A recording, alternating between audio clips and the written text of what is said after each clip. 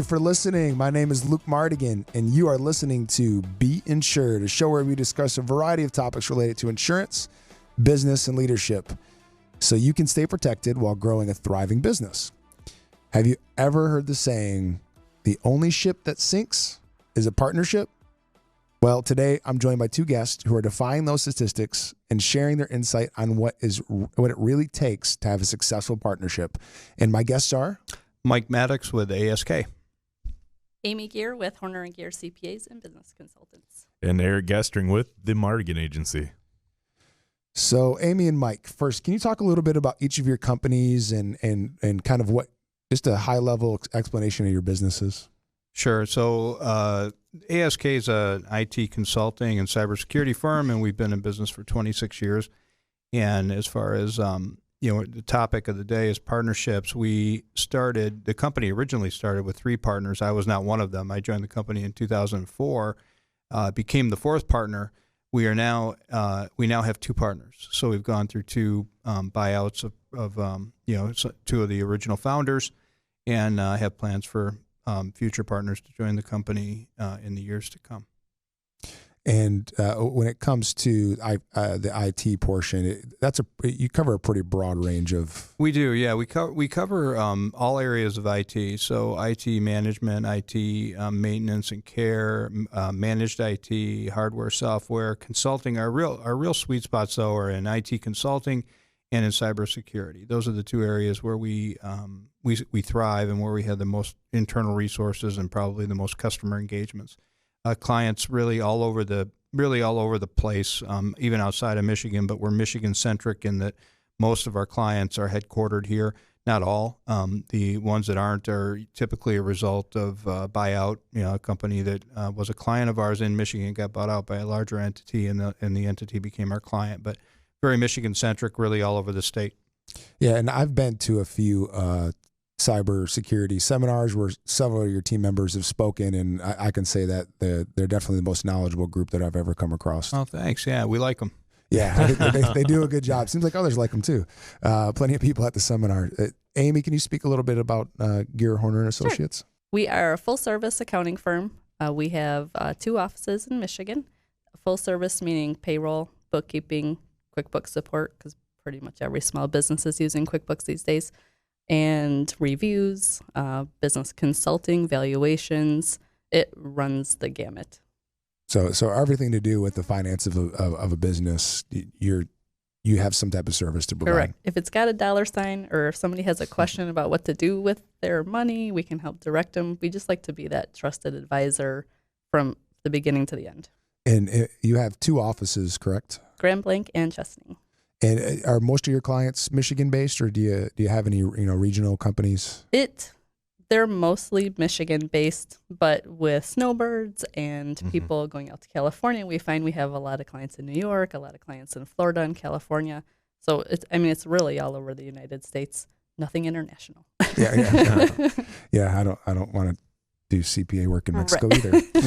I'm sure someone does it for them, but so. The stats out there say that 70% of business partnerships just don't work out. They end up crashing and burning. Was this something that you both had in the back of your minds as you started entering into partnerships to grow the business?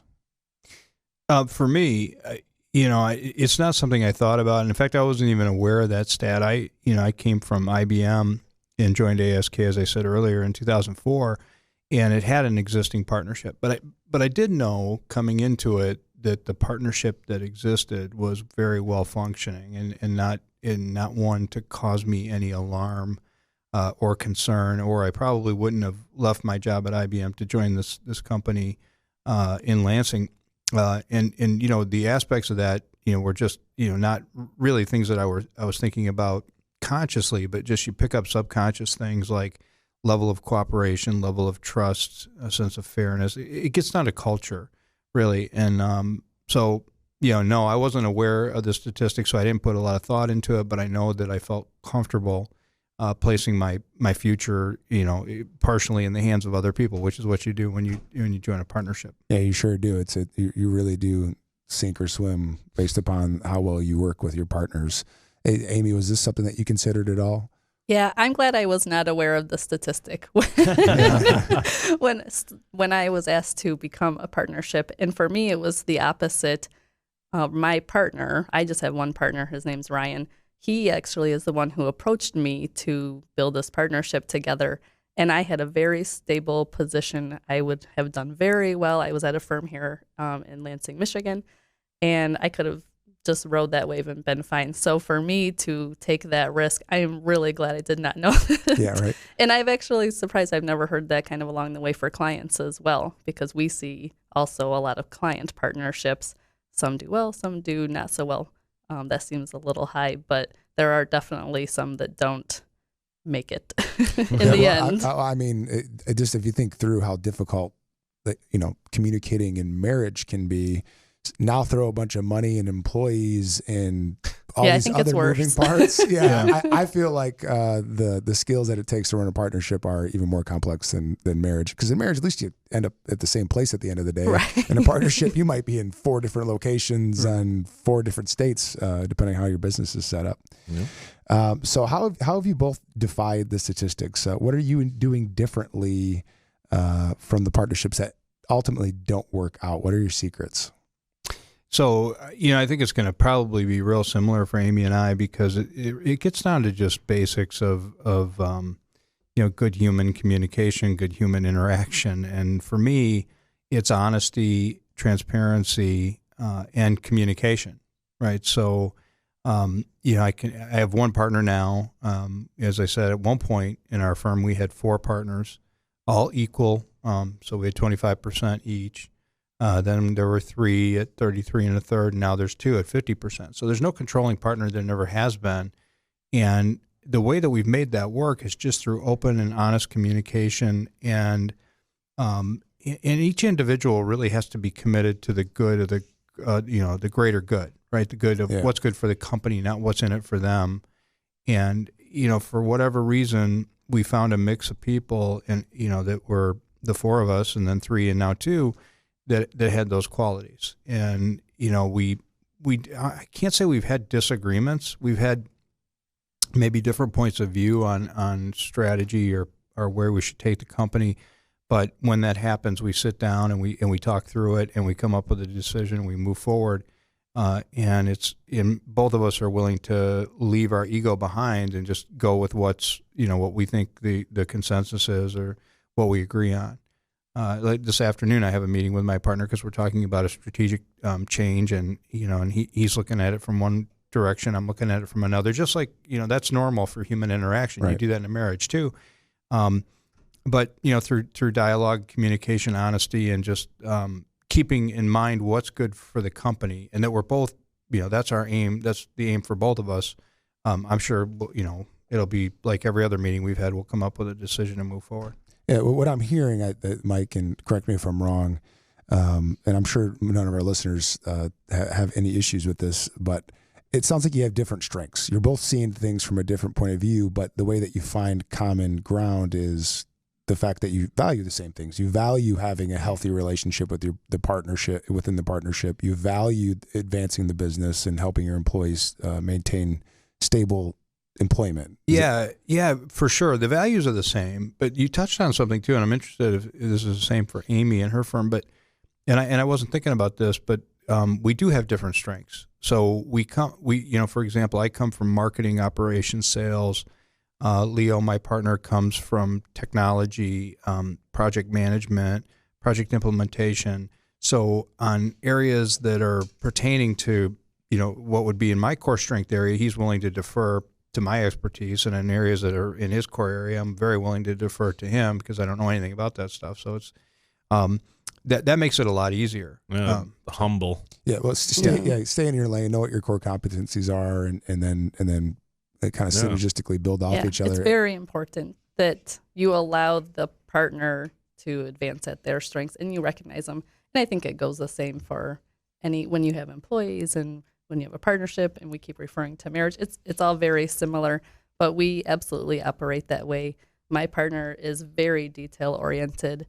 I am very big picture. So when we come to the table, whether it's for batting around ideas for a client IRS situation or whether it's trying to figure out what new insurance to go with. We just kind of defer to each other to handle each piece that we have as our strength. And then that it goes for everything, whether it's the administrative and, just keeping that in our mind, in the back of our mind going forward. Yeah, that's interesting too, Amy. And I could say the same thing. So of the two of us, I'm very detail oriented. Mm-hmm. Leo's very big picture. And that works because what I miss often is the big picture stuff. So I'm going to have a spreadsheet. I'm going to have it all worked out in a plan and a strategy, and it's going to be very detailed and it's going to be all well written. And sometimes I'll miss an obvious, just big thing, and I'll meet with Leo, and he'll be like, "Well, have you thought about this?" Right? And I'm like, "No, I completely right." It makes it. It's something very obvious. You'll be so down in the detail, and I'll just say, "Hey, let's just do it this way. This is a big picture. It'll be done. It'll be good." And he's like, "Okay." Yeah, and then the opposite happens too, where the big picture is great, but unless you get the details down and you start working out a detailed strategy, nothing ever happens. So we kind of count on each other for that. Yeah, I think that when clients come to me and say, "Do you think this could work? How does your partnership work?" I mean, every partnership is different, but going back to me being big picture, when I got into it, I looked at my partner and said, does he value family? Does he, is he into it for the perpetuity of the company? And do we have the same end game in mind? No matter what, the strategy, the strengths, it's all going back to support those values in that big picture in the end. Well, and you have to, that's another point too, that, what is the core strategy of the business, right? So we were talking about this. We have a company huddle every 2 weeks, and I was talking to our staff about this. The core strategy, is it a lifestyle business? Is the idea of the company to get as much profit out of the bottom line as possible? There's nothing wrong with that strategy. That's a valid business strategy. That's not ours. Ours is we want to create something that's going to be around for 100 years. So we're trying to create an entity that's going to perpetuate itself. But that's different than a lifestyle strategy. And if the two partners are not in complete agreement on that, that's a problem. Because, to create something that's going to be around for a long time, you have to invest, which means you have to give up some profit. And if you're not in agreement on that, that's going to be an issue between two owners. Yeah, and the lifestyle business that you talked about, I have a close friend who bought into a business a handful of years ago, and the CEO at the time did not absolutely whatsoever care about his family. He would work as long as hours as he could. The business was his entire purpose in life, and that did not jive well with my friend who bought into the business. And eventually that CEO chose to just retire and step away and sell his portion of the business. But that was a big part of, butting heads, because here, my friend, they're going to marriage conferences and investing in their family and taking trips with their kids. And that's counter to what that established culture was. And it caused a lot of conflict. So I think that's really important. Yeah, it can create resentment. And that's what will undo a partnership. Yeah, but just like a marriage, right? Just like a marriage. Yeah, and we do see a lot of husband-wife business partnerships, and that's right. Yeah, I have one, so that's why I say joy. It actually works really well. Right, it actually can. I mean, I think sometimes it's more contentious than others, but it can work really well because that basic core in your marriage, you usually have the same values. You're working towards the same purpose. Right. It works very well in business too. So so your wife is a partner in your business? Yeah. So my wife just started with a physician aesthetic spa. So they do Botox injections and dermal fillers and hydrofacials and chemical peels and all types of that sort of thing. So we own the management company because in the state of Michigan, a non-physician can't own a physician's practice. Mm-hmm. We own the management, and it's a 51-49 split. So basically, I said, I don't want to be on every decision, but let's make this a partnership, so it's going to make it easier if there's ever a transition or something goes on. But there's a lot to think about with partnerships, and that was one of my main concerns going into it, was that it would create some type of conflict outside of the business. And so all of our listeners, no matter what type of partnership you're in, make sure you have a shared vision and shared values. And if you ever need to reach out to our guest for some advice, how can they reach you, Mike? They can reach us at justask.net, justask.net. My email is mmmaddox@justask.net. And Amy? My email is very long, so I'm going to go with a phone number, 989-845-3232. And I'd love to hear from you and your thoughts on this. Message me with your thoughts over on Instagram or Facebook at the Mardigian Agency. It's Mardigian. Thanks, and we'll see you next time on Be Insured.